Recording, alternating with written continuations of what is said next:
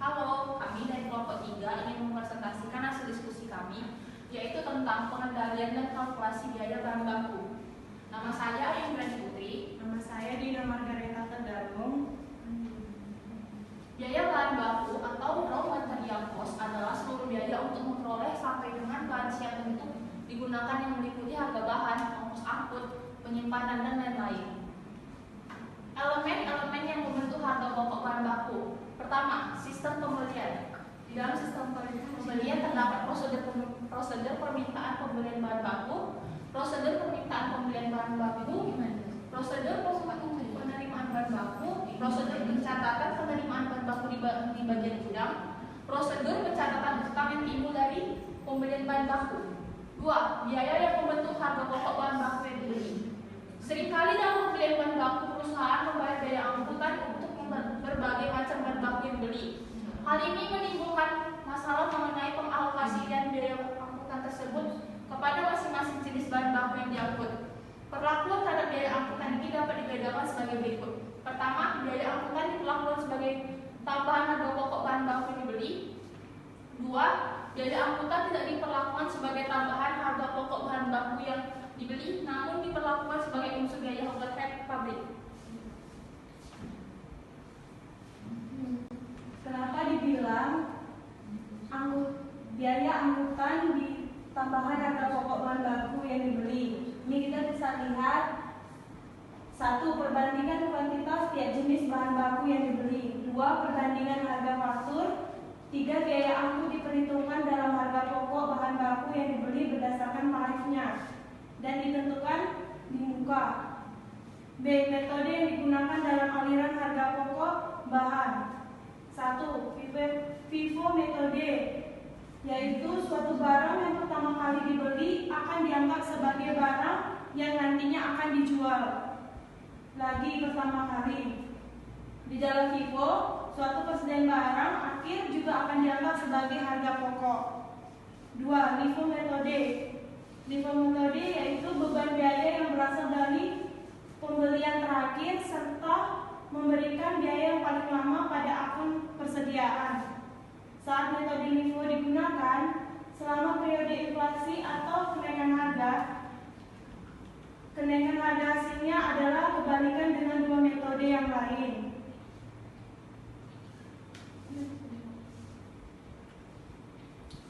Average metode. Di dalam metode ini, suatu harga pokok produk dalam awal proses dijumlahkan dengan biaya produksi yang akan dikeluarkan pada periode saat ini dibagi dengan unit ekuivalen produk untuk dapat menghasilkan harga pokok rata-rata tertimbang. Harga pokok produk yang telah dihasilkan oleh produk setelah produk pertama merupakan harga pokok kumulatif, yaitu merupakan penjumlahan harga pokok dari produk 1 ditambahkan dengan produk berikutnya yang bersangkutan. C. Prosedur dan kalkulasi biaya untuk sisa bahan, barang rusak, dan cacat. Dalam sebuah proses produksi, hampir dapat dipastikan akan selalu terdapat sisa bahan baku yang tidak dapat dipergunakan lagi dan tidak mempunyai nilai atau sisa bahan produksi yang masih dapat dipergunakan lagi untuk proses produksi lain dan akan mempunyai nilai harga. Dalam hal ini sangat mungkin terjadi produk rusak dan cacat. Sisa bahan adalah bahan yang tersisa atau bahan yang rusak di dalam proses pengolahan produk atau penyimpanan dan tidak dapat digunakan kembali dalam perusahaan. Sisa bahan tersebut dapat terjadi dikarenakan 1. Produksi yang dijalankan secara efisiensi. Bila ini terjadi, maka bahan tersebut dapat digolongkan sebagai sisa barang normal. 2. Produksi yang tidak efisien. Bila ini terjadi, maka sisa bahan tersebut digolongkan sisa barang yang tidak normal. Contohnya dalam pembuatan pakaian. Dalam pembuatan pakaian itu pasti ada sisa bahan. Sisa bahan itu ada yang dia bernilai jual, ada juga yang dia tidak bernilai jual. Sisa bahan dapat dikelompokkan menjadi 2. Sisa bahan yang tidak laku dijual. Bisa kita lihat di sini sisa bahan terjadi karena pengerjaan pesanan tertentu.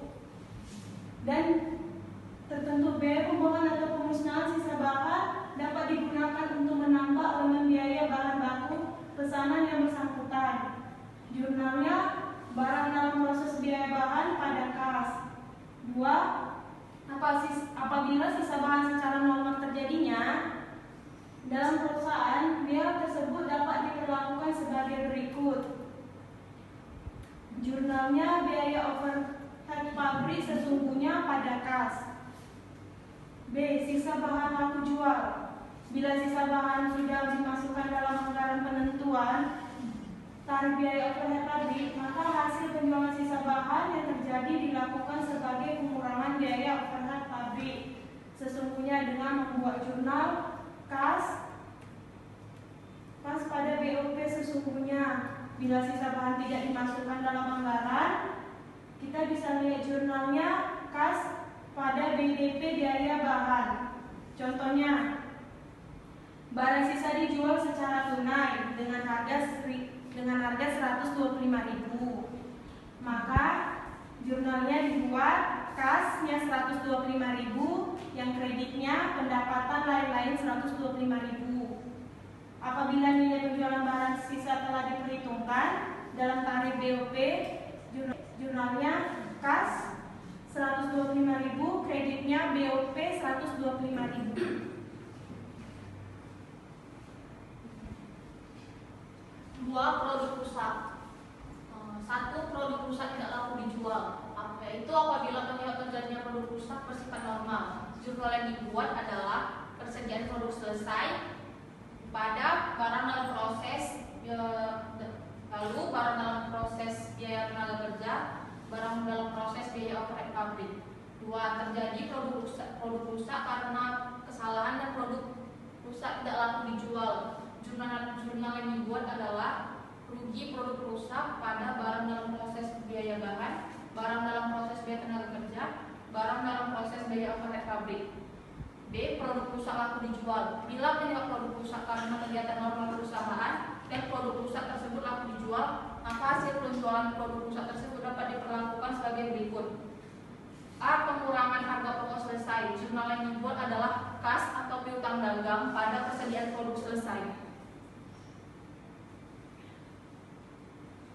B. Pengurangan semua biaya produksi. Jurnalnya kas atau piutang dagang, barang dalam proses, biaya bahan, barang dalam proses, kurang biaya tenaga kerja, barang dalam proses, kurang biaya overhead pabrik. 2. Produk rusak yang laku dijual bisa juga disebut dengan rusak abnormal.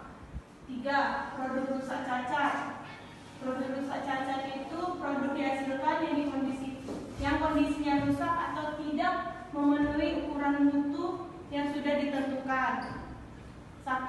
Biaya perbaikan produk cacat diperlakukan sebagai penambahan harga pokok pesanan tertentu. 2. Biaya perbaikan produk yang cacat diperlakukan sebagai penambahan biaya overhead sesungguhnya. 3. Biaya perbaikan produk rusak cacat diperlakukan sebagai elemen rugi produk cacat. D. Langkah-langkah pengendalian bahan baku. 1. Metode order cycling merupakan metode pengendalian bahan baku yang dilakukan dengan cara melakukan review secara periodik atas bahan baku yang tersedia, misalnya 1 bulan sekali atau 3 bulan sekali. 2. Metode the mix max, yaitu metode pengendalian bahan baku yang persediaan bahan bakunya terbagi menjadi 2 tingkat, yaitu tingkat minimum dan tingkat maksimum. Perusahaan harus dapat menentukan bahan baku mana saja yang termasuk pada tingkat minimum dan mana saja yang berada pada tingkat maksimum.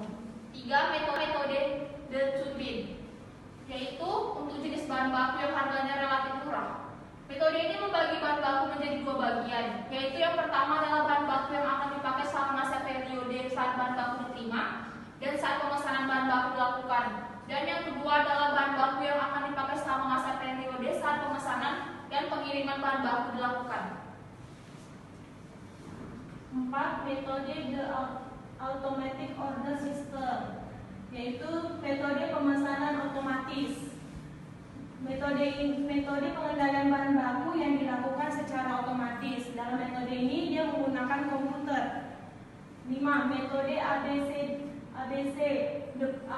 plan. Metode ini terbagi atas 3. 1. Persediaan yang memiliki nilai tertinggi. 2. Persediaan yang memiliki nilai terendah. 3. Persediaan yang memiliki nilai sedang. 6. Metode continuous review. di mana posisi barang yang ada di dalam gudang dianggap sama dengan posisi persediaan barang dalam sistem deterministik. Deterministik ini yaitu di mana permintaan terhadap barang telah diketahui secara pribadi. 7. Metode periodic review merupakan metode di mana jarak waktu antara dua pesanan dalam pengendalian persediaan adalah tetap. Demikian penjelasan dari kelompok 3. Bila ada kurang kami mohon maaf. Selamat malam.